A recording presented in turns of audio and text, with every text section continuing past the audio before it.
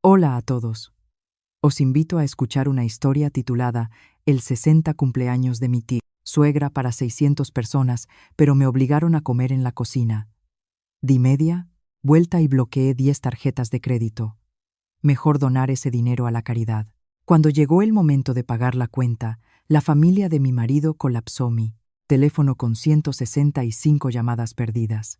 Y todo por un cuenco de sobras frías que mi suegra me arrojó, ordenándome que me escondiera en un rincón de la cocina, comiera aquello, mientras ellos disfrutaban de un lujoso salón en un restaurante de 5 estrellas con 60 mesas de banquete.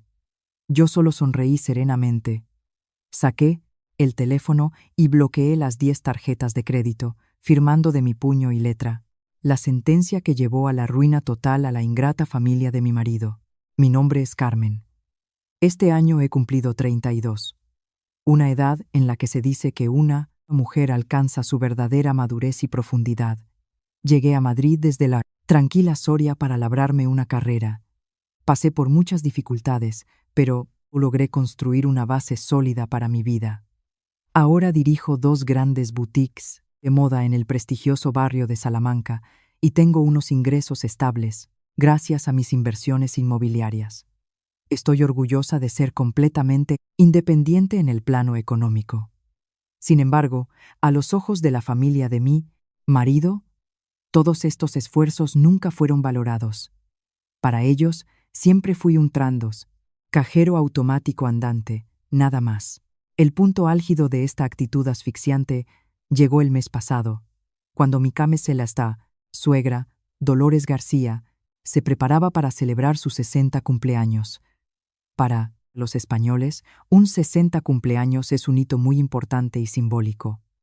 Como nuera, quería organizarle a mamá una celebración cálida y digna como muestra de respeto.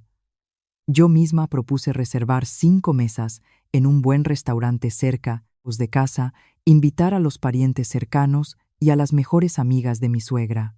Me parecía que era suficientemente solemne, pero conservando un ambiente familiar y acogedor. Pero Dolores rechazó categóricamente la idea. Sentada en el macizo sofá de roble, en medio del salón, levantó la barbilla y me lanzó una mirada cortante. Declaró, sin rodeos, que su cumpleaños no podía celebrarse de cualquier manera. Exigió que reservara exactamente 60 mesas de banquete en un famoso restaurante de 5 estrellas en el corazón financiero de Madrid, en la zona de las 4 Torres. 60 mesas equivalen a 600 invitados. Me quedé de piedra. Si sumábamos a los parientes de ambas partes, no llegaríamos ni a 100 personas. Dolores explicó que tenía que invitar a todas las amigas del centro de mayores de su barrio, a todos los vecinos del edificio, al club de jubilados, a sus antiguos compañeros de clase e incluso a las vendedoras que conocía del mercado.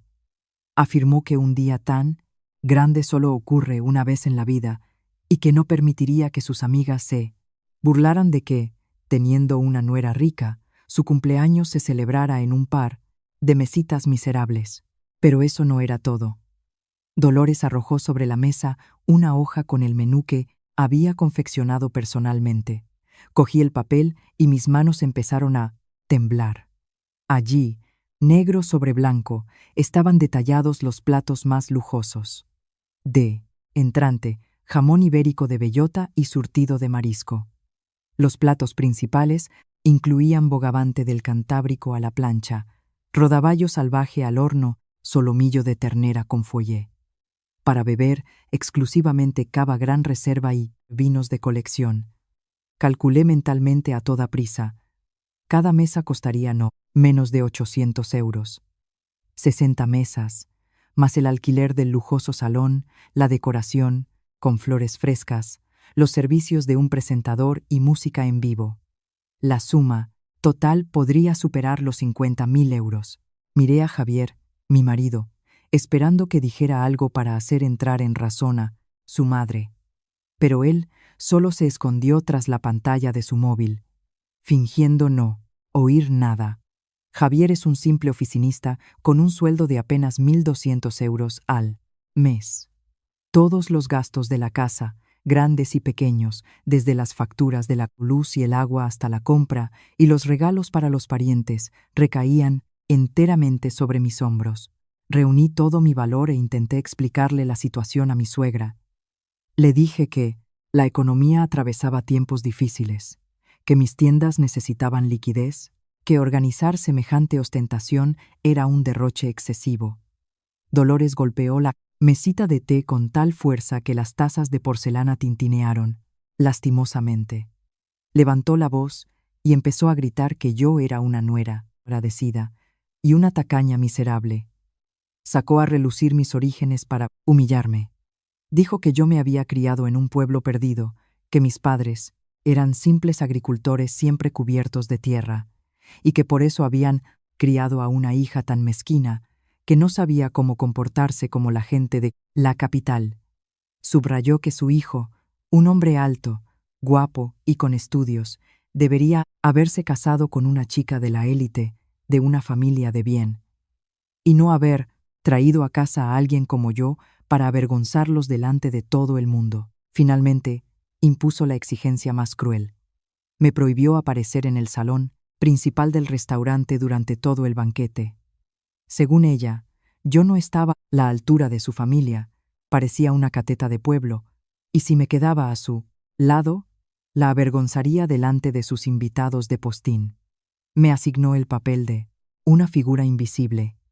Debía permanecer entre bastidores, controlar que se sirvieran los platos, comprobar las listas de invitados y, por supuesto, pagar la cuenta íntegra. Quería que yo fuera la sirvienta sin derechos en la misma fiesta por la que iba a desembolsar una fortuna. Me tragué las lágrimas y me obligué a aceptar aquellas absurdas exigencias solo para mantener una falsa ilusión de paz en la familia. Pero no podía imaginar que esa sumisión sería el comienzo de una verdadera pesadilla. Llegó el día del cumpleaños. Era un otoño fresco en Madrid, pero mi blusa ya estaba empapada en sudor. Llevaba en pie desde las 5 de la mañana, corriendo al restaurante en las Cuatro Torres para supervisar el trabajo del personal. Dolores había exigido que el salón estuviera decorado con rosas frescas de importación y que una alfombra roja se extendiera desde la entrada hasta el escenario. Yo iba de un lado para otro, comprobando cada arreglo floral, cada tarjeta con el nombre en las mesas. El estómago se me retorcía de hambre. No había comido nada desde la noche anterior, y por la mañana salí de casa a toda prisa. Exactamente a las 8 de la mañana empezaron a llegar los parientes de mi marido. No vinieron para ayudar, sino para disfrutar. Beatriz, la hermana de Javier, entró revoloteando en el salón con un vestido llamativo, haciendo ostentación de un bolso de marca brillante. Detrás de ella venían la tía Valentina, la tía Nadia y una ruidosa multitud de parientes. Se sentaron sin miramientos en las mesas de manteles blancos impolutos y exigieron a los camareros que les sirvieran té y aperitivos, hablando a gritos. Me acerqué para saludar educadamente a las tías, como dictan las normas de cortesía. Pero en lugar de un asentimiento o una sonrisa de vuelta, solo recibí miradas críticas y burlas venenosas. Beatriz examinó mi ropa sencilla y cómoda, torció los labios con desdén. Dijo que la nuera de una familia rica iba vestida como una empleada de la limpieza, y que menos mal que a Dolores se le había ocurrido prohibirme salir al salón, porque si no, habría avergonzado a todo su linaje. La tía Valentina se unió de inmediato, lanzando una frase mordaz. Que una persona de origen humilde, aunque la vistas de seda, siempre parecerá barata, y que lo único para lo que yo servía era para servir y llevar platos. Se echaron a reír a carcajadas. Sus risas resonaron en el enorme salón, clavándose como cuchillos afilados en mi dignidad. Me mordí el labio hasta hacerme daño, tratando de contener las lágrimas. Me di la vuelta y me retiré apresuradamente a la oscura zona de servicio, cediendo el brillante espacio a quienes se creían la alta sociedad. En el salón empezó a sonar música solemne. Los invitados llegaban en un flujo continuo, haciendo susurrar sus trajes caros, riendo y hablando en voz alta. Dolores apareció en todo su esplendor, con un vestido de terciopelo granate, bordado de lentejuelas y un gran collar de perlas brillando en su cuello. Estaba en la entrada principal, sonriendo radiante, aceptando lujosos ramos de flores, abultados sobres con dinero de sus amigas. No paraba de presumir de lo atento, cariñoso que era su hijo, pero no mencionó mi nombre ni una sola vez. Ni de pasada, el contraste era amargo e irónico. A un lado, el salón inundado de luz, el tintineo de las copas, los brindis, los aromas embriagadores de los manjares. Al otro, la zona de personal, estrecha y sofocante, impregnada del olor a aceite, frito, donde los atareados camareros discutían constantemente. Yo estaba de pie, pegada a un biombo. Me dolían las piernas de cansancio. Llevaba en pie desde el amanecer. Revisaba meticulosamente las listas de invitados, confirmaba la disposición de mesas adicionales y me aseguraba de que nadie fuera desatendido. Me preguntaba qué demonios estaba haciendo allí. Estaba usando el dinero ganado y con mi propio sudor para comprarme la humillación de mi propia familia. Gotas saladas de sudor corrían por mi frente, cayendo sobre la lista de invitados y emborronando la tinta. Me di cuenta de que, a sus ojos, mis sacrificios no tenían absolutamente ningún valor. Por mucho que me esforzara, por mucho dinero que invirtiera, su desprecio nunca cambiaría. Mi paciencia de años estaba destruyendo lenta pero inexorablemente los últimos vestigios de mi dignidad. El reloj marcó las 6 de la tarde. El ambiente en el salón alcanzó su punto álgido. Los invitados devoraban con deleite los carísimos platos por los que yo tendría que pagar apretando los dientes. El sonido del cristal y los gritos de «¡Feliz cumpleaños!» no cesaban ni un momento. Mientras tanto, en mi oscuro rincón, estaba completamente agotada. El estómago se me contraía con espasmos dolorosos. Veía círculos ante mis ojos, y tuve que sentarme en una vieja silla de plástico del personal de limpieza para recuperar el aliento. Fue en ese momento cuando oí unos pasos pesados. Apareció Dolores, y detrás de ella, Javier. El rostro de mi suegra estaba enrojecido por el vino, y en su mirada se leía la arrogancia de siempre. En sus manos sostenía un cuenco hondo y de cerámica. Al verme encorvada y sin fuerzas en la silla de plástico, Dolores frunció el ceño con disgusto. Se acercó y, sin más, arrojó el cuenco sobre una mesa metálica de servicio. Se oyó un ruido agudo y metálico que hizo que varios camareros cercanos se sobresaltaran y se giraran. Levanté la vista hacia el cuenco y sentí como si una mano helada me estrujara el corazón. Dentro había unas lentejas frías y apelmazadas. Encima había unos trozos de chorizo reseco y tocino, y en el fondo se había acumulado una capa de grasa blanquecina y solidificada. Eran, sin lugar a dudas, las sobras de algún plato que mi suegra simplemente había recogido y me había traído. Dolores levantó la barbilla y me dio una orden con el tono más gélido y cruel que jamás le había oído. Dijo que había demasiados invitados y que toda la comida buena ya se había acabado, que, por compasión, me había recogido unas sobras para que matara el gusanillo. Señaló con el dedo la puerta que conducía a la zona de fregaderos y basura del restaurante, y me espetó en voz alta que cogiera el cuenco, me metiera en ese rincón sucio y comiera allí. Me prohibió categóricamente comer donde estaba, detrás del biombo, porque si algún conocido iba al baño y me veía, podría pensar que estaba matando de hambre a su nuera, avergonzando así a la familia. Me quedé paralizada. Un escalofrío recorrió mi columna vertebral y se apoderó de todo mi cuerpo. Yo, una mujer de éxito, dueña de un negocio, la persona que, ese mismo instante, estaba financiando ese banquete demencial de miles de euros. Y ahora, mi suegra me trataba peor que a una mendiga de la calle. Me estaba obligando a comer las sobras de otros, una basofía fría, y me echaba a la zona de la basura para que me tragara esa humillación en la oscuridad. La crueldad de Dolores no residía en el cuenco de lentejas frías, sino en el descarado y desvergonzado pisoteo de mi orgullo. Levanté la cabeza y la miré directamente a los ojos. En su mirada no había ni una pizca de humanidad, solo desprecio y una sádica satisfacción por poder atormentarme. Quería afirmar su poder absoluto, hacerme entender que, por mucho dinero que yo ganara, en esa casa siempre sería la sirvienta más insignificante. Un nudo amargo se me formó en la garganta. No podía pronunciar ni una palabra. Había soportado humillaciones durante años, pero nunca pensé que me acorralarían, en un callejón tan repugnante y sin salida. El hedor de la zona de fregaderos mezclaba con el olor de la grasa del cuenco, creando un aroma nauseabundo que me revolvió el estómago. Los camareros a mi alrededor empezaron a cuchichear. Señalaban con el dedo y comentaban sobre la nuera rica a la que su suegra maltrataba de esa manera. La humillación me envolvió de pies a cabeza, privándome de oxígeno. Desvié la mirada de mi suegra hacia el hombre que estaba a su lado. Era Javier, mi legítimo esposo. El hombre que una vez juró protegerme toda la vida.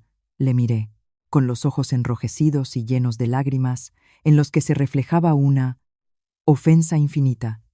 Esperaba protección, una palabra justa del hombre al que llamaba mi marido. Si tan solo se hubiera atrevido a cogerme de la mano, a tirar ese cuenco de sobras y a decirle a su madre que su esposa no merecía ese trato, habría estado dispuesta a perdonarlo todo. Pero Javier me decepcionó por completo. En respuesta a mi mirada suplicante, simplemente apartó la vista. Sus ojos se movían nerviosamente, ignorando deliberadamente el dolor que desgarraba el alma de su mujer. En su rostro solo se leía el desconcierto y un miedo animal a la autoridad de su madre. Al notar que yo seguía mirándole fijamente, Javier se adelantó apresuradamente y me tiró, con fuerza del borde de la blusa. Siseó, irritado. «Hazle caso a mamá. No te atrevas a montar un escándalo en un día tan importante para la familia». Añadió que su madre ya era mayor, que tenía un carácter difícil y que el deber de los hijos era aguantar por el bien de la paz familiar. Incluso me culpó a mí, diciéndome que no me hiciera la terca y no le pusiera en una situación incómoda. Cada palabra de Javier fue como un mazazo que destrozó el último y minúsculo rayo de esperanza en mi mente.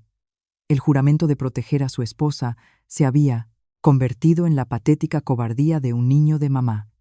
Javier no se atrevió a defender ni a su mujer ni al sentido común. Prefirió que humillaran a su esposa delante de extraños, que comiera las sobras de otros, con tal de no contradecir a su despótica madre. La cobardía de Javier me privó del único apoyo que tenía en esa fría familia. En ese silencio desesperado, ya no derramé ni una lágrima más. Mi corazón se convirtió en hielo. Lentamente extendí las manos y cogí el frío cuenco de cerámica con las sobras. Mis manos ya no temblaban. Me di la vuelta y caminé hacia la zona de fregaderos, oscura, húmeda y maloliente. A mis espaldas oí claramente la risa satisfecha de Dolores y el suspiro de alivio de Javier. Pensaban que habían ganado, que habían quebrado mi resistencia. Entré en el estrecho rincón, rodeada de cubos de basura y montañas de platos, sucios y grasientos. Varios parientes de mi marido pasaron por allí de camino al baño. Al verme de pie en la oscuridad con el cuenco en las manos, se detuvieron y empezaron a señalarme. La tía Nadia, tapándose la boca con la mano, le dijo, con sorna a su acompañante, que la chica de familia pobre seguía siendo una pobretona. Dale sobras y se las comerá. La naturaleza de una muerta de hambre no se puede cambiar. Esas palabras, letra por letra, se grabaron en mis oídos, pero curiosamente ya no sentía el dolor de antes. Mi paciencia había tocado fondo, y cuando a una persona la empujan al abismo, ya no tiene nada que perder. Dejé el cuenco en un alféizar polvoriento junto a los fregaderos y, cruzándome de brazos, me puse a observar el ajetreo de los camareros. En ese momento, una mujer de la edad de mi suegra entró en la zona de los baños. Era la tía Fina, la mejor amiga de Dolores. La tía Fina era famosa por su afición a presumir y por tener una lengua afilada como una navaja. Al verme en ese rincón miserable, fingió una sorpresa desmedida y se acercó. La tía Fina se arregló ostentosamente la manga de su vestido de seda, levantándola el brazo izquierdo para exhibir una maciza pulsera de esmeraldas que brillaba bajo la tenue luz. Me midió de la cabeza a los pies y chasqueó la lengua. Dijo que sentía mucho mi desgraciada suerte como nuera, tener que estar en ese agujero apestoso en un día tan importante. Y luego empezó con su disco rayado de siempre sobre su propia grandeza. Empezó a describir lo maravillosa que era su nuera, que si le había comprado la pulsera de miles de euros, que si le había pagado un viaje al extranjero.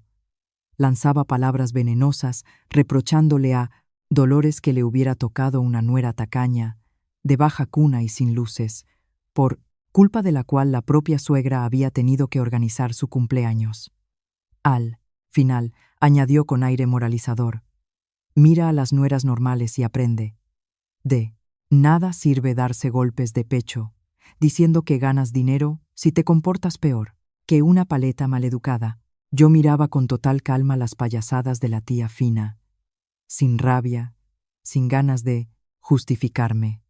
Simplemente me resultaba cómico ver a esa gente, disfrazada de un lujo falso comprado con mi dinero, ganado con mi esfuerzo. En ese mismo instante, el teléfono en mi bolsillo empezó a vibrar sin parar. Lo saqué. La pantalla se iluminaba con un torrente de mensajes de Dolores. El texto era una sarta de insultos. Mi suegra escribía que los invitados VIP se quejaban de la escasez de aperitivos y de alcohol caro. Me ordenaba que transfiriera inmediatamente otros 4.000 euros a la cuenta del restaurante para pedir 20 botellas de champán francés de élite y una docena de raciones de ibéricos. Al final del mensaje no se olvidó de amenazarme. Si tardaba y la dejaba en ridículo, me echaría de casa esa misma noche. Miré la pantalla, releyendo esas líneas impregnadas de avaricia y parasitismo. La voz de la tía Fina seguía zumbando a mi alrededor. El hedor de los fregaderos me golpeaba la nariz, y en el polvoriento alféizar seguía el cuenco solitario con su grasa fría. Todo se fusionó, convirtiéndose en la gota que colmó el vaso. Respiré hondo. El aire estaba viciado, pero mi mente se aclaró como nunca. Todos esos años había trabajado como una mula, cargando con todos los gastos de esa familia de 5 personas. Compré el piso, el coche, mantuve a mis suegros, pagué los estudios de mi cuñada e incluso emití a sus nombres 10 tarjetas de crédito adicionales vinculadas a mi cuenta para que pudieran gastar dinero por diestro y siniestro. Sacrifiqué mi juventud, renuncié a mis intereses personales, solo para ganarme su reconocimiento y crear una familia normal. ¿Qué recibí a cambio? Un cuenco de sobras heladas, insultos crueles y un marido cobarde al que ni siquiera se le podía llamar hombre. Mi paciencia se había agotado. Mis sacrificios habían sido en vano. Sonreí con una sonrisa fría e implacable. No permitiría que esas sanguijuelas siguieran chupándome la sangre ni un segundo más. Había llegado el momento de poner fin a esta ridícula tragedia. Cerrando la conversación con mi suegra, levanté la cabeza, preparándome para el golpe decisivo. El tiempo de la sumisión había terminado. A partir de ese momento, viviría solo para mí. La cháchara de la tía Fina seguía resonando en mis oídos, tan molesta como un enjambre de abejas.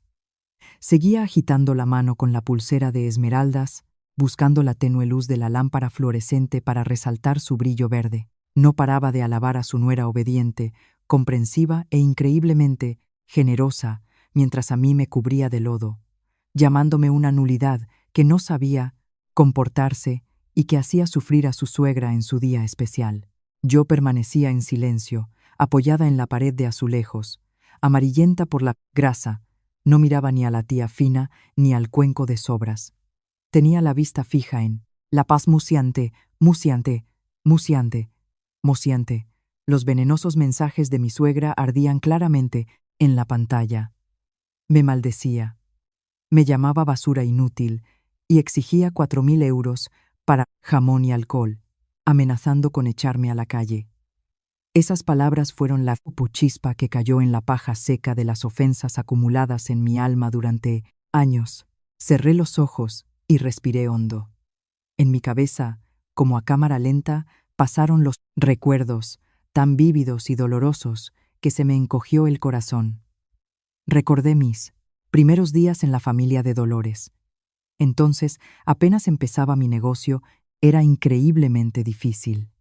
Pero mi suegra me obligó a asumir todos los gastos de su familia de 5 personas.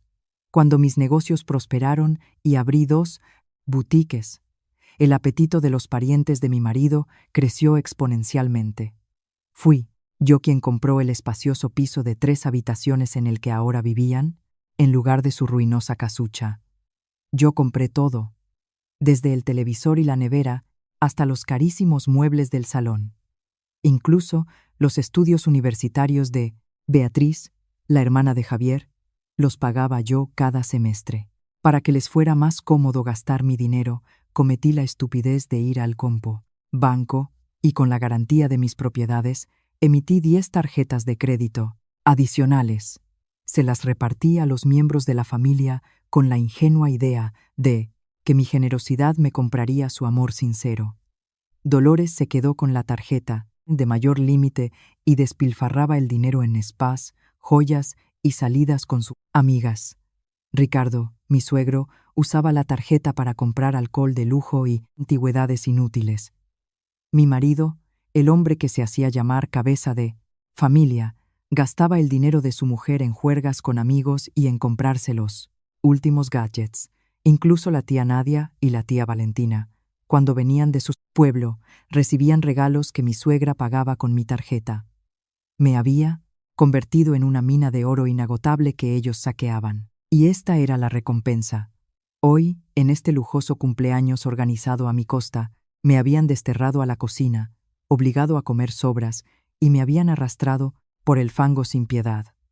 Mis sacrificios no tenían sentido.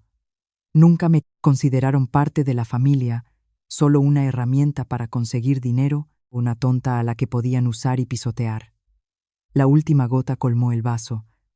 La revelación llegó como una poderosa ola, barriendo los últimos restos de miedo, sumisión. Desbloqueé el teléfono y entré en la aplicación móvil de mi banco. Se abrió el menú de gestión de tarjetas. Las 10 tarjetas adicionales aparecían con el estado activa. La cantidad de deuda que habían acumulado solo en ese mes era astronómica. No dudé ni un segundo. Mi dedo pulsó con decisión el icono de la primera tarjeta, a nombre de Dolores García. En la pantalla apareció una ventana de confirmación. Pulsé bloquear. Sonó una señal acústica. El estado de la tarjeta cambió a rojo. Bloqueada. La siguiente. La tarjeta de Ricardo. Bloquear. La tarjeta de Javier. Bloquear. La de Beatriz. Bloquear. Actué con rapidez y precisión sin que me temblaran las manos.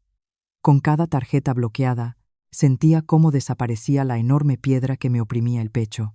En menos de 2 minutos, las 10 tarjetas de crédito estaban completamente congeladas. El sistema circulatorio que alimentaba el despilfarro y la falsa pompa de esa familia había sido seccionado. La sensación era increíble. Ni rabia, ni miedo, ni ansiedad. Solo una libertad, absoluta y resonante, y una ligereza increíble. Yo misma había roto las cadenas con las que me habían atado. A partir de ese momento, nadie recibiría ni un céntimo ganado con mi sudor y mi esfuerzo. La tía Fina seguía parloteando sin parar, pero al ver que yo guardaba silencio, sonreía, hizo una mueca de irritación. Me llamó insensible y dijo que estaba ahí, plantada como una estatua. Guardé el teléfono en el bolsillo, miré a la tía Fina, directamente a los ojos, y mi sonrisa se hizo aún más amplia. La tía Fina no tenía ni idea de que a la familia de élite que tanto alababa le esperaba en Pocos minutos el terremoto más devastador de sus vidas. Tras bloquear las tarjetas, me sentí como si me hubiera quitado una tonelada de encima. Me giré lentamente hacia el sucio alféizar. El cuenco con las sobras heladas seguía allí. Los trozos de chorizo reseco y la grasa blanca tenían un aspecto lamentable sobre las lentejas grises y frías. Todo el preludio de esta tragicomedia se concentraba en ese recipiente de cerámica. Hacía un momento, al mirarlo, estaba a punto de llorar de humillación. Pensaba en comerme dócilmente esa bazofía para mantener la paz en casa. Pero ahora todo había cambiado. A mis ojos, ese cuenco ya no era un instrumento de tortura. Se había convertido en el símbolo de mi propia estupidez y sumisión servil. Y había llegado el momento de destruir ese símbolo. Extendí la mano y cogí el pesado y frío cuenco. Sin dudarlo, me acerqué al enorme contenedor de basura verde destinado a los residuos orgánicos. La tapa estaba abierta y de dentro salía un olor agrio a podrido. Levanté el brazo en alto y volqué el cuenco. Las lentejas frías, el chorizo y el tocino cayeron con un chapoteo, mezclándose con el líquido asqueroso del fondo del contenedor. Y, luego, con todas mis fuerzas, arrojé allí también el cuenco de cerámica. Se oyó un fuerte crujido. El cuenco golpeó la pared de plástico y se hizo añicos. El sonido de la vajilla rota resonó en la estrecha cocina, haciendo que todos se sobresaltaran. Los camareros que recogían platos se quedaron paralizados, mirándome en estado de shock. La tía Fina, que acababa de lanzar sus pullas, se quedó con la boca abierta. Sus ojos casi se salieron de las órbitas por el teris, en asombro. No entendía lo que estaba pasando. No podía creer que la nuera siempre sumisa se hubiera atrevido a tal rebelión. Ignoré por completo sus miradas. Me acerqué tranquilamente al fregadero de acero, abrí el agua helada, puse las manos debajo, eché una buena cantidad de jabón líquido con aroma a limón y lo froté enérgicamente. Quería lavarme toda la suciedad, el hedor de esa cocina y la debilidad que se había arraigado en mí durante esos años. Al terminar, me sequé las manos con toallas de papel y tiré con cuidado a la papelera. Luego me erguí frente al gran espejo de la pared. Mi rostro parecía cansado, pero en mis ojos había aparecido un brillo firme, agudo y radiante. Me arreglé el pelo alborotado y me ajusté el cuello de la blusa. Respirando hondo, me dije a mí misma que nunca más sería una marioneta en manos de otros. Soy Carmen, una mujer independiente, exitosa y que se respeta a sí misma. Dándome la vuelta, salí de la oscura zona de la cocina con paso firme y seguro. Caminé por el estrecho pasillo, pasé el biombo y salí al vestíbulo. En cuanto aparecí, varios parientes de mi marido, que estaban comiendo frutos secos en una mesa cercana, se fijaron en mí. La tía Nadia le dio un codazo a la tía Valentina, señalándome y sonriendo con sorna. Pensaban que volvería a pasar sigilosamente con la cabeza gacha, pero se equivocaron. Caminaba con la cabeza bien alta, la espalda perfectamente recta, mirando fijamente al frente, sin dignarme a dirigirles ni una mirada fugaz. Pasé junto a su mesa con tal majestuosidad y fría dignidad, como una reina pasando junto a sus míseros súbditos. Mi aura repentinamente cambiada hizo que la tía Nadia se atragantara con su propia risa. La tía Valentina también se calló, mirándome desconcertada. Dejé atrás los sucios bastidores, a los chismosos y a los parásitos, y salí con orgullo a la luz del lujoso salón principal, allí donde Dolores me había prohibido entrar. El enfrentamiento directo era inevitable, y yo estaba preparada. La luz de las enormes lámparas de cristal del restaurante de 5 estrellas reflejaba en los elementos dorados de la decoración. Caminaba por la suave alfombra roja, ignorando el bullicio de la fiesta que llegaba del salón imperial, donde la familia de Javier seguía deleitándose con la ilusión de su riqueza. Mi único objetivo era el mostrador de recepción en el centro del Vestíbulo. Detrás del mostrador de mármol estaba Antonio, el gerente del restaurante, ocupado revisando unas cuentas. Antonio era la persona con la que había negociado desde el principio. Sabía perfectamente que yo era la patrocinadora y la persona de confianza que había pagado el adelanto para el pre-evento. Al verme, Antonio dejó rápidamente los papeles, esbozó una sonrisa profesional y asintió cortésmente.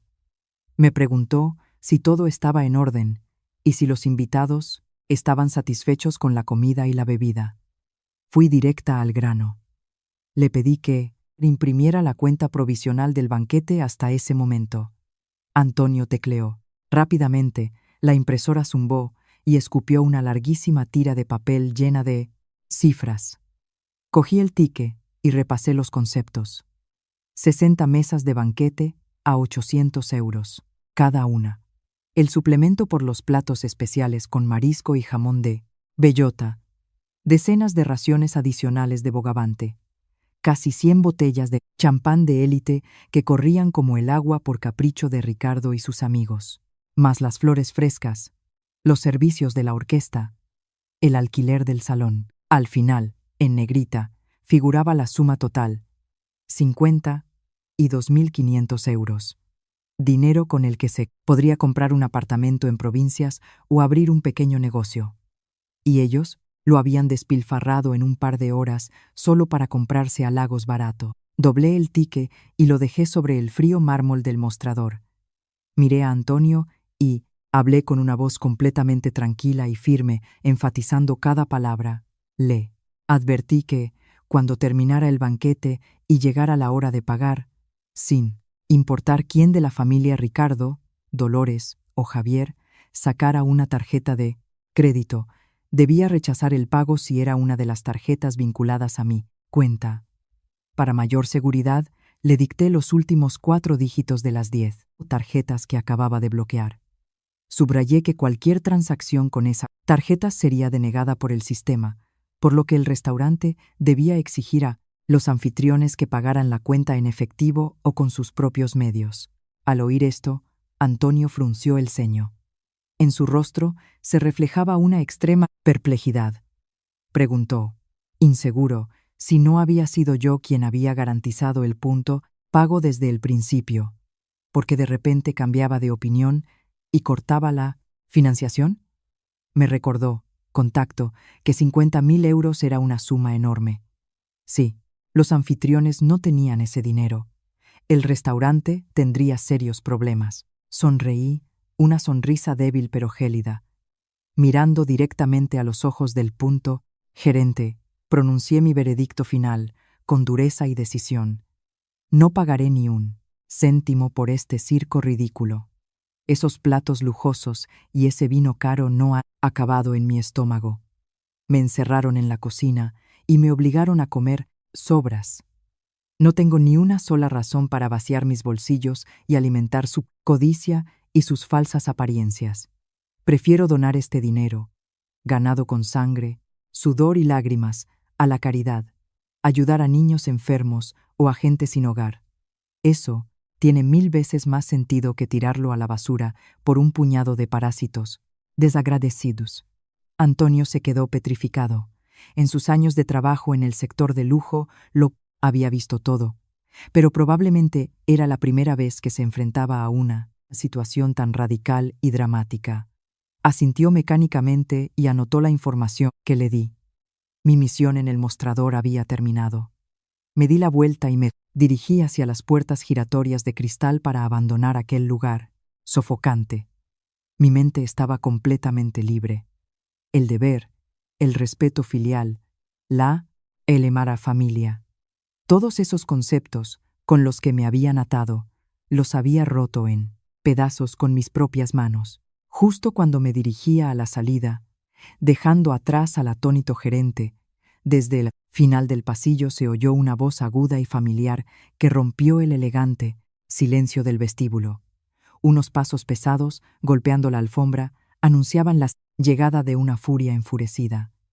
Dolores salió disparada del salón imperial con una velocidad increíble para sus 60 años. Todavía llevaba su brillante vestido granate, pero la máscara amable y sonriente con la que había recibido a los invitados había desaparecido sin dejar rastro. Su rostro estaba congestionado, los músculos le temblaban de rabia, sus ojos estaban inyectados en sangre y se movían frenéticamente. En cuanto su mirada se posó en mí, tranquilamente de pie junto a la salida, se abalanzó en mi dirección como una fiera sobre su presa. Se acercó, señalándome a la cara con un dedo adornado con un anillo de diamantes, un anillo que yo le había regalado, y empezó a gritar insultos de la peor calaña delante de todo el mundo.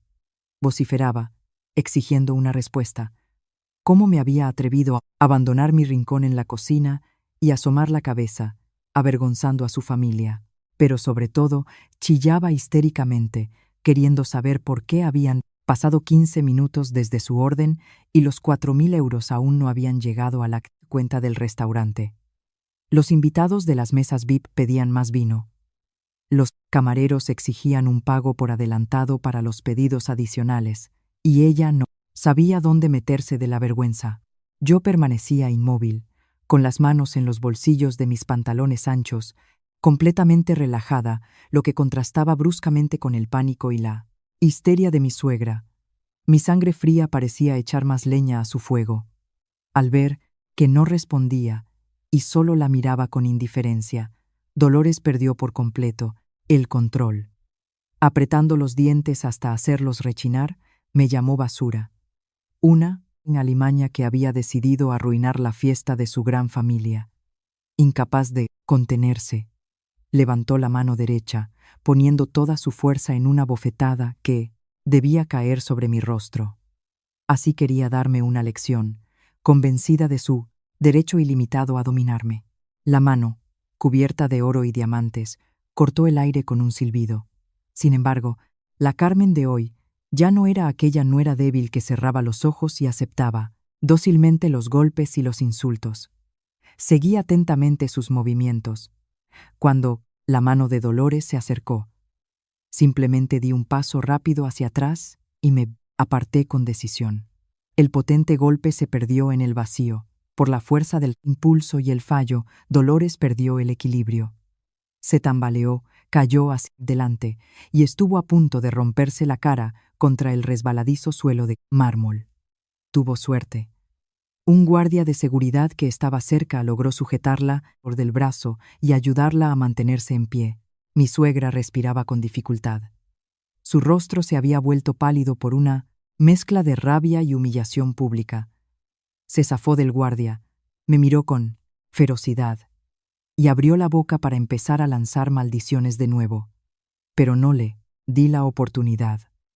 Di un paso adelante, reduciendo la distancia entre nosotras a medio metro. La miré profundamente a los ojos, llenos de odio. Las comisuras de mis labios se elevaron ligeramente en una sonrisa fría, despiadada y sarcástica. Con voz firme y segura, cada palabra calculada para causar el máximo daño, le di. La noticia bomba. Ya no tienes que esperar esos 4.000 euros. Y ya no tienes que preocuparte por esconderme de tus amigos de postín. Porque ahora mismo las 10 tarjetas de crédito a mi nombre, que tanto le gusta usar a tu familia, están completamente bloqueadas. Este lujoso cumpleaños de 60 mesas, con jamón ibérico, bogavante y vino caro, está reservado a tu nombre. Tú misma pediste estos platos. Así que ahora, saca el dinero de tu propio bolsillo o pídele a tu precioso hijito que pague la cuenta. Yo me lavo las manos. No te daré ni un céntimo más. Tras pronunciar estas palabras implacables, no me detuve ni un segundo para admirar cómo se contraía su rostro de horror. Me di la vuelta y, con paso, orgulloso y decidido, me dirigí hacia las puertas automáticas, dejando atrás el puertas automáticas. Grito agudo y ronco de Dolores, que resonaba por todo el vestíbulo, mezclándose con los susurros de los atónitos empleados y clientes del restaurante. El telón había caído. Yo, que durante años había interpretado el papel de víctima sumisa, había reescrito el final de mi propia vida. Las puertas de cristal se abrieron, liberándome de aquel espacio sofocante, impregnado de dinero e hipocresía. Bajé los escalones de granito y respiré, hondo. El aire otoñal de Madrid era maravilloso. Un viento fresco se enredó en mi pelo, trayendo consigo el olor amargo de las hojas caídas. Aquel viento parecía soplar de mi pecho todas las humillaciones, las ofensas y la rabia acumuladas durante todos los años de mi matrimonio. Una sensación de libertad absoluta invadió cada célula de mi cuerpo. Me daban ganas de abrir los brazos y gritar a pleno pulmón. Me acerqué al bordillo y le hice una seña a un taxi que pasaba lentamente. El conductor era un hombre afable de unos 50 años. Abrí la puerta trasera, me dejé caer en el suave asiento de cuero y le di una dirección, un complejo residencial de lujo en Chamberí. Era mi pequeño secreto, un apartamento que había comprado con mis ahorros personales antes de casarme. Mi refugio seguro, de cuya existencia no sabía nadie de la familia de mi marido. El coche se incorporó suavemente al denso tráfico de la capital. La luz amarilla de las farolas se deslizaba por los cristales. Y en ese preciso momento, el móvil en mi bolso se volvió loco. Vibraba frenéticamente. La pantalla parpadeaba y el tono de llamada sonaba sin parar. Saqué el teléfono y miré tranquilamente la pantalla. Apareció un nombre: Javier. Mi cobarde maridito. Seguramente ya había recibido la buena nueva de su mamaíta y ahora intentaba llamarme desesperadamente para interrogarme, o, peor aún, para ordenarme que desbloqueara las tarjetas. No contesté. Simplemente observé cómo el teléfono sonaba hasta que la llamada se cortó sola. 2 segundos. Después, la pantalla volvió a iluminarse. Esta vez llamaba Dolores. Seguramente estaría a punto de estallar de rabia y preparando los venenos más selectos para escupirlos sobre mí. Luego siguieron llamadas de Ricardo, de mi cuñada Beatriz e incluso de números desconocidos. Seguramente les habían pedido el teléfono a la tía Nadia o a la tía Fina. Llamaban por turnos, sin interrupción, creando una verdadera sinfonía de pánico y desesperación. Me recliné en el asiento. Una ligera sonrisa jugaba en mis labios. Observé, tranquilamente, cómo el contador de llamadas perdidas en la esquina de la pantalla crecía a toda velocidad. 10 llamadas, 50 llamadas, 100 llamadas. El contador se detuvo en la cifra 165. En solo 20 minutos me habían llamado 165 veces. Un récord asombroso que demostraba su patética y absoluta dependencia de mi cartera. Cuando el teléfono se dispuso a sonar por 166 vez, decidí que era hora de terminar el juego. Mi dedo se deslizó por la pantalla. Abrí el registro de llamadas y bloqueé para siempre todos esos números. También añadí sus contactos a la lista negra en todas las aplicaciones de mensajería y redes sociales. Un último toque, y el teléfono se sumió en un silencio absoluto. Todos los puentes que me unían a esa familia tóxica habían sido quemados hasta los cimientos, limpia y definitivamente. El taxista me miró por el espejo retrovisor y sonrió cálidamente. Dijo: no le paraba de sonar el teléfono. Seguramente era algo urgente de la familia. ¿Por qué no ha contestado? ¿Y si ha pasado algo importante? Le devolví la mirada a través del espejo y le regalé la sonrisa más radiante de todo el día. Respondí, suavemente: nada importante. Es que acabo de dejar el peor trabajo del mundo. Un trabajo donde me exprimían hasta la última gota, me hacían trabajar como una bestia, pero no me pagaban ni un céntimo de respeto.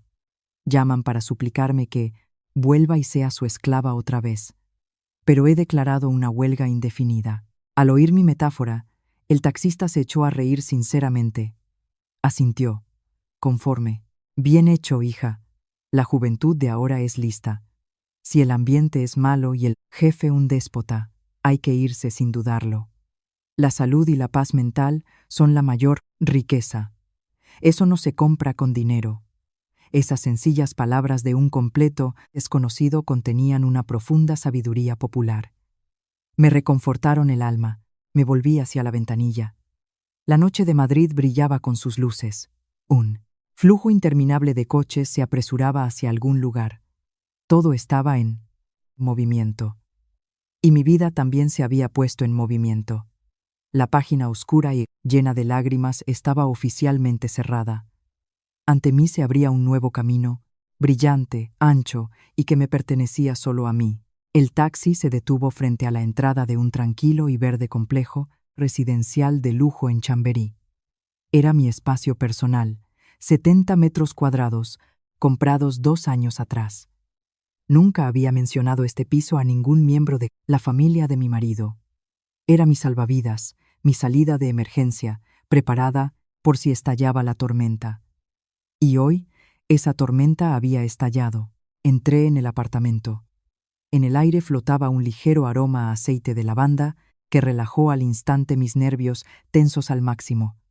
Me quité los tacones de aguja que me quemaban los pies y caminé descalza por el fresco parqué. Sin darme tiempo a descansar, me dirigí directamente al escritorio junto a la ventana y abrí el portátil. Mi cabeza estaba despejada. Mi rebelión no terminaría con el bloqueo de las tarjetas y una salida espectacular. Necesitaba preparar un expediente legal impecable para borrar a esa gente de mi vida para siempre. Entré en el sistema de banca online. Se abrió el panel de control de las tarjetas de crédito. Empecé a descargar los extractos detallados de las 10 tarjetas adicionales de los últimos 3 años. Las líneas de las transacciones aparecían en la pantalla, afiladas como cuchillas, desvelando mi pasada ingenuidad. Guardé capturas de pantalla de los recibos de salones de belleza de élite a nombre de Dolores García. Lifting facial, cosmética avanzada, cremas importadas de Suiza. Todo esto me costaba no menos de 4.000 euros mensuales. Pasando a la tarjeta de Ricardo, documenté las colosales sumas gastadas en anticuarios del rastro y los recibos de coñac de colección, satisfaciendo su ridícula afición, pero la mayor repugnancia me la provocó el extracto de la tarjeta de Javier. Mi marido, que siempre se quejaba de su pequeño sueldo, usaba el dinero de su mujer para vivir a lo grande. Decenas de miles de euros despilfarrados en salas VIP de karaokes, cuentas gigantescas en marisquerías, donde se iba de juerga con sus amigos, e incluso el pago de habitaciones en hoteles de lujo los fines de semana, cuando me mentía diciendo que se iba de viaje de trabajo. Pasé todas esas cifras a una hoja de Excel, la suma total que esa familia había tirado por la borda en 3 años. Aprovechándose de mi trabajo, ascendía a la colosal cifra de 98.500 euros, casi 100.000 euros malgastados por su codicia y su negra ingratitud. Reprimiendo un profundo suspiro, guardé todas las pruebas en una carpeta llamada divorcio. Justo cuando terminé de archivar todo, recibí un SMS de un número desconocido. El texto apestaba a amenazas. Era mi suegro, Ricardo. Me cubría de maldiciones, llamándome basura y animal desagradecido. Me ordenaba que llevara inmediatamente el dinero en efectivo al restaurante para pagar la cuenta, o de lo contrario, me maldeciría. Llamaría a mis padres al pueblo para avergonzarlos y me echaría a la calle. Al leer esas líneas, me eché a reír. Todavía vivía en la ilusión de su grandeza patriarcal. Bloqueé ese número sin dudarlo, cerré el portátil y me dispuse a esperar tranquilamente las noticias del campo de batalla que acababa de abandonar. Mientras tomaba una manzanilla caliente en el sofá, recibí una serie de mensajes de Antonio, el gerente del restaurante. Tal como habíamos acordado, me informaba del desarrollo de los acontecimientos en el salón del banquete. Sus mensajes pintaban un cuadro increíblemente vívido del catastrófico colapso de esos falsos aristócratas. Según Antonio, sobre las 8 de la noche, el banquete concluyó oficialmente. Los 600 invitados, hartos de manjares y vino caro, empezaron a marcharse. Dolores estaba en la salida, forzando una sonrisa torcida y despidiendo a los invitados, aferrada con fuerza a una bolsita de terciopelo rojo con los sobres de regalo. Sin embargo, el dinero regalado por pensionistas y conocidas del mercado era una gota en el océano, comparado con la cuenta de más de 50.000 euros que el restaurante se disponía a presentar. Cuando el último invitado se fue, Antonio se acercó a la familia con el larguísimo tique y les pidió que pagaran la cuenta. Javier, adoptando un aire de rico heredero, sacó con confianza de su cartera una de mis tarjetas de crédito y se la entregó al cajero con aire altanero. Antonio pasó la tarjeta por el terminal. Se oyó un pitido agudo y en la pantalla apareció una inscripción en rojo: denegada. Tarjeta bloqueada. Javier frunció el ceño, sacó apresuradamente otras 2 tarjetas y las entregó. El resultado fue el mismo. El pánico empezó a extenderse por sus rostros. Ricardo sacó nerviosamente su tarjeta de débito. El terminal mostró sin piedad: fondos insuficientes. Las cuentas de Javier llevaban mucho tiempo vacías y Ricardo estaba en números rojos por sus compras sin sentido. Comprendieron con horror que la vaca lechera, llamada Carmen, les había cortado el oxígeno de verdad. Justo en medio del lujoso vestíbulo del restaurante de 5 estrellas, estalló una verdadera tragicomedia. Olvidando sus modales, la familia empezó a gritarse y a culparse mutuamente. Dolores señalaba a Javier, llamándole un inútil incapaz de controlar a su mujer y que había permitido semejante vergüenza. Javier no se quedó callado. Le gritó a su madre, acusándola de vanidosa. Fue ella quien quiso 60 mesas con jamón y bogavante. Fue ella quien obligó a su mujer a comer con sobras, lo que la hizo enfurecerse y marcharse. Ricardo estaba en medio, golpeando el mostrador de mármol con el puño y maldiciendo a ambos por haber montado ese circo. Justo en ese momento, un grupo de antiguos colegas y socios adinerados de Dolores salieron del baño VIP. Fueron testigos de esa escena bochornosa y barrio bajera, los anfitriones del banquete peleándose porque no tenían con qué pagar la cuenta. El antiguo jefe de mi suegra meneó la cabeza con decepción. En sus ojos se leía un desprecio absoluto. Se apresuraron hacia la salida, sin siquiera despedirse de Dolores. La ilusión de riqueza y estatus que ella había construido con tanto esfuerzo durante años se hizo añicos en un instante, esparciendo sus fragmentos por el frío suelo de granito. Atrapados por una deuda gigantesca y bajo las severas miradas del personal de seguridad del restaurante, la familia de Javier estaba acorralada. Leyendo los mensajes de Antonio, veía claramente sus patéticos intentos de salir del atolladero. Ricardo, con manos temblorosas, sacó el teléfono y empezó a buscar los contactos frenéticamente. Primero llamó a los parientes cercanos, los mismos que, un par de horas antes, devoraban bogavantes y se reían de mí. Llamó a la propia hermana de Javier, Beatriz. Ella estaba esperando un taxi en la calle. Al oír que su hermano le pedía urgentemente que le prestara 10.000 euros para pagar al restaurante, su voz se volvió instantáneamente gélida y mordaz. Dijo, palabra por palabra, que todo su dinero estaba invertido en propiedades y que no podía sacar ni un céntimo. Y para rematar, añadió con veneno: vosotros quisisteis fardar y montar una fiesta por todo lo alto, pues ahora apechugad con las consecuencias. ¿Quién os mandó enfadar a vuestra nuera de oro? ¿Quién siembra vientos, recoge tempestades? Y colgó. Sin rendirse, Ricardo llamó a la tía Nadia, a la tía Valentina, pero solo. Recibió negativas educadas pero frías. Una tenía a su hijo en el hospital, otra estaba de obras, una tercera no tenía dinero. Las mismas personas que estaban acostumbradas a vivir a mi costa, al menor olor a problemas financieros, le dieron la espalda al instante, huyendo de la familia de Dolores como de la peste. Al darse cuenta de que la situación no tenía salida, Dolores entró en pánico. Desesperada, con manos temblorosas, se desabrochó y se quitó del cuello un macizo collar de oro. Luego se quitó de la muñeca la famosa pulsera verde y del dedo el anillo con una piedra enorme. Lo amontonó todo y lo arrojó con ímpetu sobre el mostrador de mármol frente al gerente.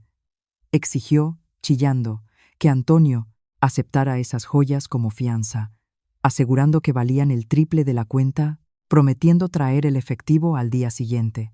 Pero Antonio mantuvo una fría profesionalidad. Cogió las joyas, las examinó bajo la luz de las lámparas. Gracias a sus muchos años de experiencia con clientes, VIP le bastó una mirada para evaluar el valor real de los objetos. Con suavidad, pero con firmeza, lo devolvió todo a la mesa y se negó rotundamente. Explicó que las normas del restaurante prohibían aceptar objetos como fianza. Pero, además, le dijo la cruda verdad a la cara. Su collar era de latón chapado en oro, hueco, por dentro. La pulsera de esmeraldas era plástico pintado, y la piedra del anillo, una simple circonita, no un diamante. Si llevaba toda esa chatarra a una casa de empeños, le darían, como mucho, 500 euros, lo que no cubría ni de lejos la deuda de más de 50.000. Las palabras del gerente fueron como un jarro de agua y fría para Dolores, arrancándole los últimos vestigios de su falsa aristocracia. Cuando los parientes los aislaron por completo, la familia de mi marido se encontró en un callejón sin salida total. En ese momento, mi teléfono volvió a sonar. Esta vez no era el gerente, sino Elena, mi mejor amiga de la universidad. Elena es una dura directora de relaciones públicas con un carácter de hierro que siempre me había defendido. Cogí el teléfono y la voz fuerte y llena de malicia apenas disimulada de Elena llenó la habitación. Me contó que Javier, mi cobarde marido, le había pedido el teléfono a un camarero y la había llamado.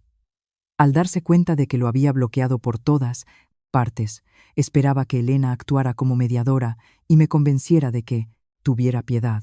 Mientras escuchaba a Elena, podía imaginarme la cara patética de Javier. Lloraba por teléfono, suplicándole a Elena que intercediera por él. Juraba y perjuraba. Prometía que si yo desbloqueaba las tarjetas y lo salvaba de la policía, cambiaría. Prometía que se mudarían de casa de su madre, que la obligaría a disculparse públicamente delante de todos los parientes, que me llevaría en volandas y me trataría como a una reina. Pero Elena no es de las que se ablandan con lágrimas baratas. Le echó a Javier un cubo de agua hirviendo con las palabras más crueles y veraces. Me citó su respuesta. Lo hundió en el fango por su cobardía. Un hombre que se hace llamar marido se queda mirando cómo su madre le tira a su mujer un cuenco de basura fría y la manda a un rincón de la cocina. Elena subrayó que tales humillaciones sobrepasan los límites de lo humano y que Javier era un auténtico cómplice sin agallas de ese sadismo. Le dijo que sus juramentos actuales eran simplemente el miedo animal de alguien que se ahoga, no amor ni arrepentimiento. Elena le dijo a Javier sin rodeos que apoyaría cualquier decisión que yo tomara, incluido el divorcio y los tribunales. Le prohibió volver a acercarse a mí y, burlonamente, le aconsejó que se sentara y esperara a la policía para hacerse cargo del desastre que habían montado con sus propias ínfulas. Después, colgó y metió el número del pobre camarero en su lista negra. El relato de Elena me llenó de calidez y seguridad. La defensa decidida de mi amiga le cortó a Javier en el último hilo de esperanza, hundiendo a su familia aún más en el abismo de desesperación. Sabiendo que Dolores, acorralada, no se detendría ante nada, decidí lanzar un ataque preventivo. Al terminar de hablar con Elena, llamé a mis padres a Soria. Les conté todo. Las 60 mesas, el cuenco de grasa fría en la cocina, las tarjetas bloqueadas y mi marcha.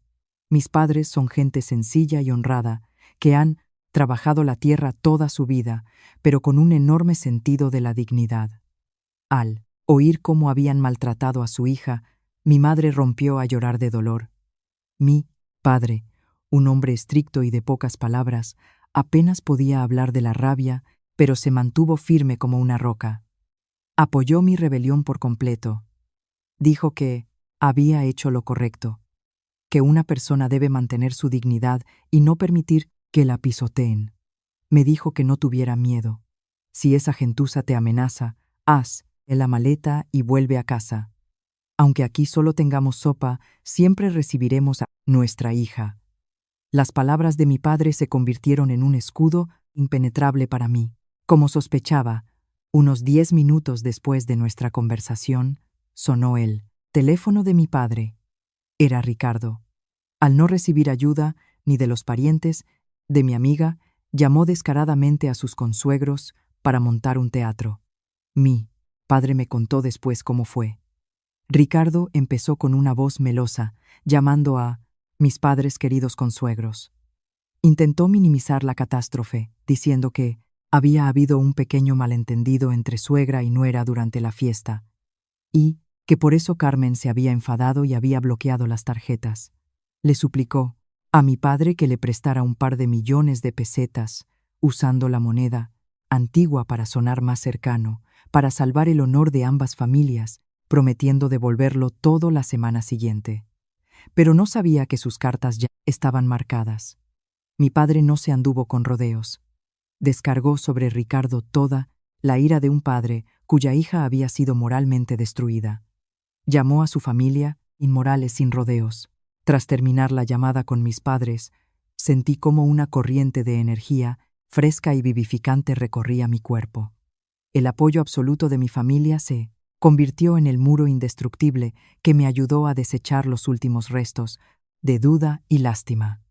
Fui a la cocina y me preparé un tazón de fideos calientes con un huevo.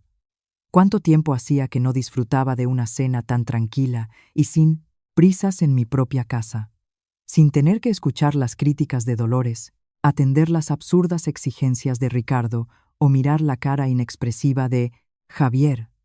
Un simple tazón de fideos, pero tenía el dulce sabor de la libertad tan esperada. Sin embargo, esa calma duró poco. Apenas había terminado de recoger la cocina cuando el silencio del complejo residencial se rompió por un estruendoso golpeteo en la puerta. No era el toque educado de un invitado, sino golpes sordos y desesperados con ambas manos. A continuación, se oyó un grito de pánico llamándome por mi nombre. La voz ronca y jadeante que resonaba por el pasillo pertenecía nada menos que a Javier. Me sobresalté por un instante. Había comprado este apartamento en el más estricto secreto. Nadie de la familia de mi marido conocía la dirección. Probablemente, en una situación desesperada, Javier había revuelto mi despacho en nuestro antiguo piso y había encontrado por casualidad los recibos de la comunidad o las notificaciones de impuestos donde figuraba la dirección de Chamberí. Me acerqué sigilosamente a la maciza puerta de madera y me pegué a la pequeña mirilla para evaluar la situación. La imagen distorsionada por la lente me hizo sonreír amargamente. Javier, el hombre que esa misma mañana se pavoneaba con un elegante traje gris, el pelo engominado, cruzado de brazos mientras su madre obligaba a su mujer a tragar sobras. Ahora tenía un aspecto patético, como el último de los mendigos. Su camisa estaba empapada en sudor, arrugada y fuera de los pantalones. Su rostro estaba congestionado. El sudor le corría a raudales y en sus ojos, enloquecidos, se reflejaba un miedo primario. Al ver que no respondía ni abría la puerta, Javier empezó a perder los últimos vestigios de autocontrol. Empezó a gritar y a suplicar histéricamente. Gritaba que la policía estaba a punto de llegar al restaurante, que el gerente se negaba a darles un aplazamiento. Si desbloqueaba las tarjetas de crédito en ese mismo instante, arrestarían a sus padres y a él por estafa. Javier juraba por todo lo sagrado. Prometía que nunca más sufriría. Prometía que se mudarían de casa de sus padres, que obligaría a su madre a disculparse públicamente delante de toda la familia. El ruido que montó Javier atrajo rápidamente la atención de los vecinos. La puerta del piso de enfrente se entreabrió y de allí se asomó el presidente de la comunidad, frunciendo el ceño con desaprobación. Varias personas más se asomaron al pasillo para ver la tragicomedia. Al enfrentarse a las miradas de desaprobación de extraños, en lugar de morirse de vergüenza y marcharse, Javier hizo algo que dejó a todos en shock. Se derrumbó de rodillas sobre el frío suelo, de baldosas del pasillo, juntó las manos como si rezara y se echó a llorar a mares, suplicándome que salvara a su familia. Un hombre hecho y derecho, que se consideraba la flor y nata de la creación, que no movió un dedo cuando humillaban a su mujer. Ahora estaba dispuesto a tirar por la borda todo su orgullo y a arrastrarse de rodillas ante mi puerta con tal de no responder ante la ley por las consecuencias del demencial despilfarro que su familia había organizado. Yo estaba al otro lado de la puerta, con el rostro completamente impasible. No sentí ni una pizca de compasión. Recordé las noches en que yacía delirando con fiebre altísima, mientras Javier jugaba tranquilamente a videojuegos en su móvil, obligándome a arrastrarme yo misma a por las pastillas. Recordé todas las veces que Dolores había cubierto de insultos a mis padres, mientras Javier se limitaba a mirar y a repetir que debía aguantar. Esas heridas habían convertido mi corazón en un trozo de hielo hacía mucho tiempo. Que Javier llorara a mares, que los vecinos cuchichearan. Con decisión, extendí la mano y apagué la luz del recibidor. El apartamento se sumió en la oscuridad, enviando una señal silenciosa pero implacable. Me di la vuelta y me fui al dormitorio, dejando a Javier de rodillas en el frío pasillo. Su espectáculo de lágrimas ya no me impresionaba. Su arrepentimiento tardío no tenía el poder de borrar las cicatrices del alma que había llevado durante años. Mientras Javier se arrastraba a los pies de mi puerta, en el restaurante de 5 estrellas de las 4 Torres, la situación se había descontrolado por completo. Aproximadamente 1 hora después de mi marcha, el gerente, Antonio, me envió una serie de mensajes y un vídeo corto, grabado por uno de los camareros, como informe del incidente.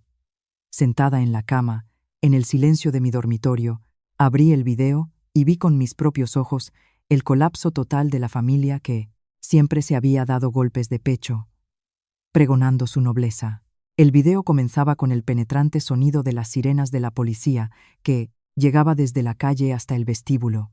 El aplazamiento de 2 horas que el restaurante le había dado a la familia de Ricardo para encontrar el dinero había expirado oficialmente. Siguiendo estrictamente las instrucciones de la dirección, Antonio llamó a la comisaría y denunció un delito con indicios de abuso de confianza y estafa a gran escala. 2 policías de uniforme entraron con paso firme en el vestíbulo principal del restaurante. La aparición de las fuerzas del orden fue un golpe mortal para la psique de Dolores.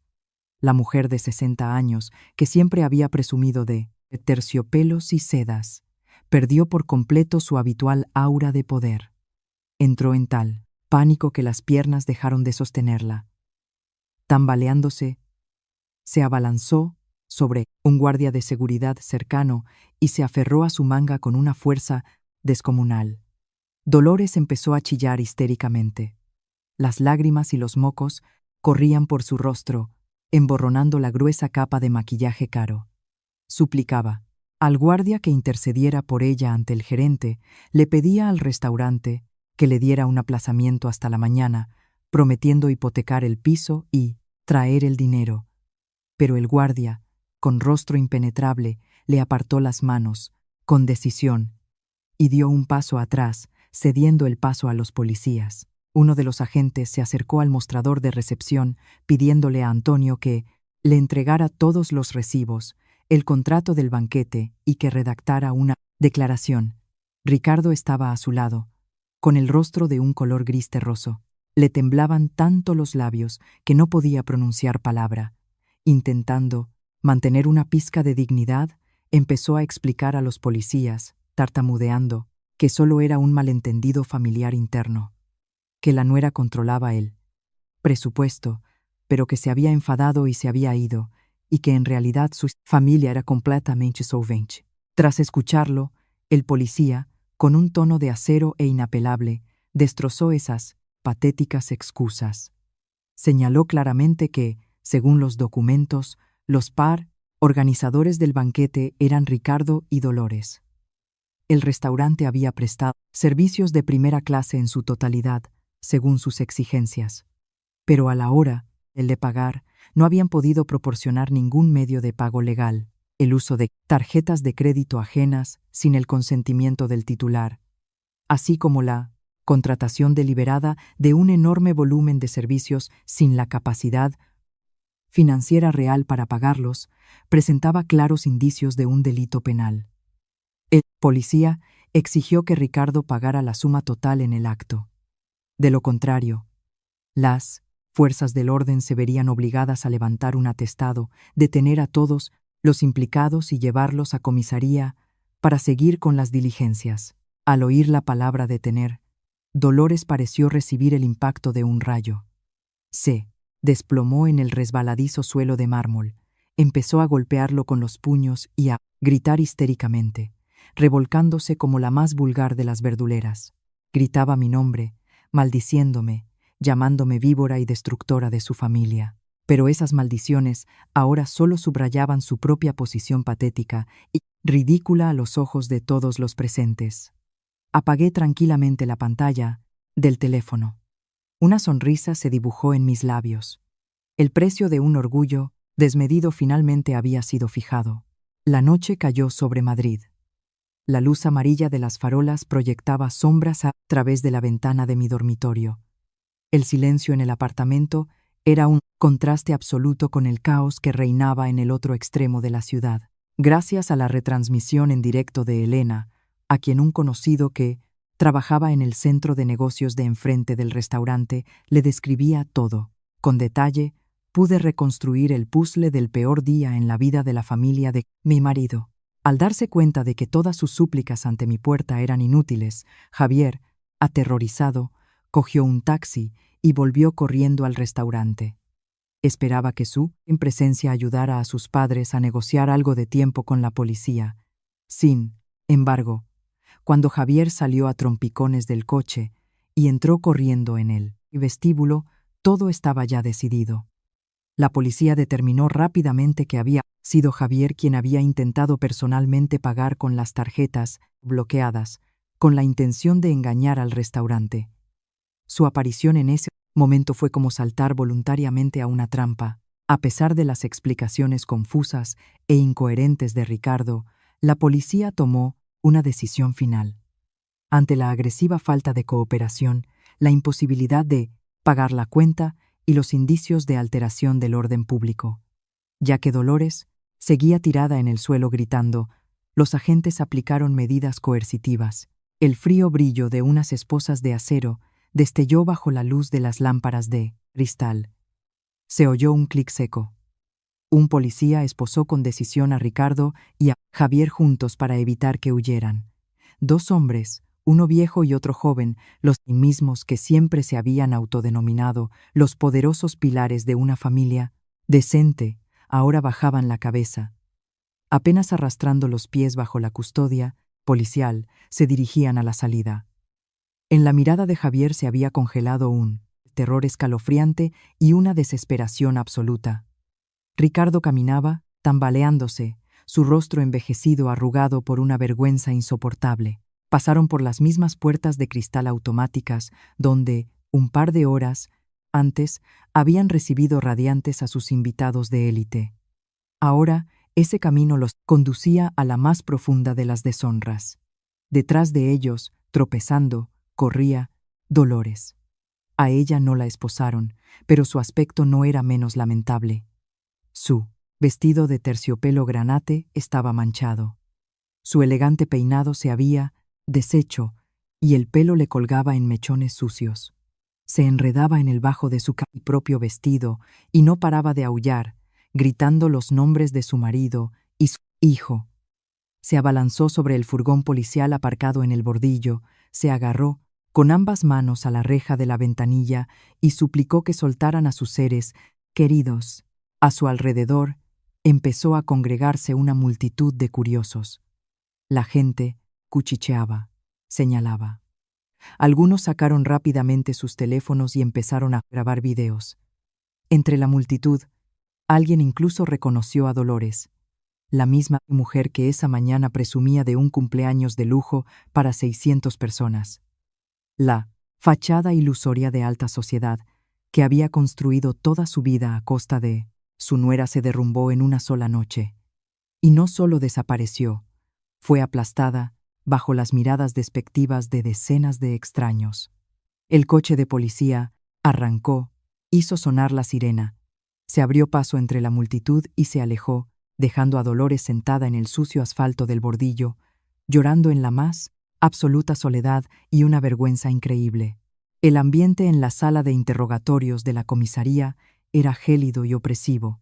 De todos los detalles de lo que ocurrió allí, me enteré más tarde por los documentos del caso que mi abogado recopiló para preparar el juicio. En presencia del inspector y de un representante legal del restaurante, la familia de Javier fue sometida a un duro interrogatorio. El inspector explicó claramente la gravedad de la situación. El hecho de que la familia supiera perfectamente que las tarjetas de crédito eran adicionales y que el dinero pertenecía en su totalidad a la nuera, pero aún así contrataran deliberadamente un banquete de lujo por una suma astronómica y luego no pudieran pagarlo, daba base suficiente para abrir un proceso penal. La severa advertencia del inspector pendía sobre las cabezas de Javier y su padre como una guillotina. El miedo animal finalmente quebró las últimas migajas de arrogancia de esos parásitos, acostumbrados a vivir los de los demás. Comprendieron que si no saldaban esa deuda gigantesca esa misma noche, al día siguiente les esperaba el calabozo, y la reputación de la familia quedaría destruida para siempre. Acorralado, Ricardo, con manos temblorosas, pidió permiso al inspector para usar el teléfono. Llamó a un agente inmobiliario sin escrúpulos, un buitre, especializado en la compra urgente de propiedades con un descuento enorme. Él, único activo de valor que legalmente pertenecía a la familia de Ricardo, era una vieja y ruinosa casa de madera en una parcela a las afueras de la ciudad. En esa casa habían vivido antes de que yo les comprara el espacioso piso. Ricardo simplemente había cerrado la vieja casa, usándola a veces como trastero. Cuando el agente inmobiliario llegó a toda prisa a la comisaría, olió la desesperación al instante. Empezó a rebajar el precio sin piedad. La casa en sí valía poco, pero el terreno, incluso a precio de mercado bajo, estaba valorado en al por menos 125.000 euros. Sin embargo, el agente solo accedió a comprarlo todo por 60 y 2.500 euros, con la condición de que firmaran el contrato de compraventa ese mismo momento, de noche, y él les transferiría el dinero inmediatamente. Dolores, que estaba al lado, al oír las condiciones del buitre, se mordió el labio hasta sangrar. Era el patrimonio de media vida, su único nido familiar. Pero al ver a su marido y a su hijo cabizbajos ante el inspector, no le quedó otra opción. Asintió entre lágrimas, aceptando vender la casa por una miseria, después de que el agente transfiriera el dinero y liquidara la deuda directamente a la cuenta del restaurante en presencia de la policía. El procedimiento de conciliación concluyó. Se firmaron los papeles de liquidación de la deuda.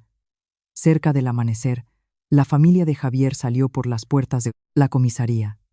Habían evitado la cárcel, pero el precio había sido desorbitado por un banquete vacío y sin sentido que duró un par de horas, diseñado para halagar su orgullo ante extraños. Habían perdido para siempre su último salvavidas. El viento helado aullaba en las calles vacías. 3 personas, en silencio y con la cabeza gacha, caminaban por la acera, completamente arruinados, rotos y sin esperanza. Apenas empezaban a conocer la cruda realidad de la vida sin un salvavidas. Y yo, esa noche, dormí tan profunda y plácidamente como no lo había hecho en años. A la mañana siguiente, cuando los primeros rayos de sol entraron por las ventanas de mi apartamento, me desperté con una energía increíble. Elegí un elegante traje de pantalón blanco, me maquillé ligeramente y salí de casa con paso seguro. Mi primera parada no fue mi cadena de boutiques, sino los juzgados de Madrid. En mis manos llevaba una pesada y perfectamente organizada carpeta con documentos. Presenté oficialmente una demanda de divorcio unilateral. A la solicitud de divorcio adjunté todos los extractos de las 10 tarjetas de crédito adicionales de los últimos 3 años. La suma total ascendía a casi 100.000 euros. A esto se añadían las capturas de pantalla de los mensajes con insultos y exigencias de dinero de Dolores y Ricardo, así como el video del restaurante, que probaba el acoso moral y la violencia psicológica. En la demanda, no solo exigía un divorcio rápido, sino también que se obligara a la familia de Javier a devolver todos los fondos que habían gastado. Demostré que todos esos gastos colosales eran de carácter exclusivamente personal de los miembros de su familia y no servían en absoluto a los intereses de nuestro matrimonio. Varios meses después, se celebró el juicio. Como era de esperar, enfrentados a pruebas irrefutables, Javier y su familia no pudieron decir ni una palabra en su defensa. El juez aceptó mi demanda de divorcio. Además, el tribunal ordenó que Javier y sus padres me devolvieran solidariamente los casi 100.000 euros en los plazos establecidos. Esta sentencia judicial acabó de destrozar a su familia. El dinero que quedó de la venta de la vieja casa, después de pagar la deuda del restaurante, apenas cubrió una pequeña parte. Tuvieron que apretar los dientes, sacar todos sus ahorros hasta el último céntimo y vender todo lo que pudieron para cumplir la sentencia y devolverme mi dinero. Habiendo perdido todas sus propiedades, sin poder permitirse su vida de lujo y sin atreverse a volver a su pueblo por la vergüenza ante sus parientes, la familia de Dolores se vio obligada a hacer las maletas y alquilar una diminuta, miserable habitación de menos de 20 metros cuadrados en un viejo edificio de un barrio obrero.